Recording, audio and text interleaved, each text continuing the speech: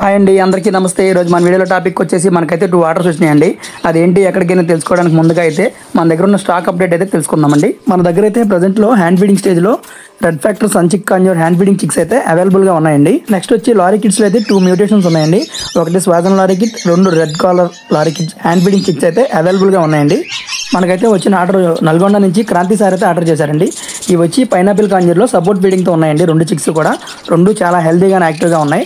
ఆ సార్ అయితే hand feeding స్టేజ్లో తీసుకోవడం ఫస్ట్ టైం అని చెప్పారు.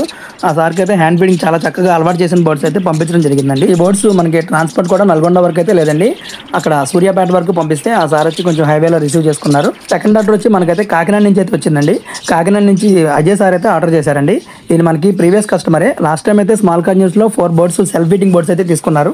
ఇప్పుడు మళ్ళీ సన్ కాంజూర్ ఎల్లో డామినేట్ ఒకటిను బ్లూ కాంజూర్ కావాలని ఈ బర్డ్స్ అయితే ఆర్డర్ చేశారు. ఈ సార్ మాత్రం లాస్ట్ టైం మనం బర్డ్స్ పంపించి సార్కి అయితే 20-25 డేస్ అవుతుంది.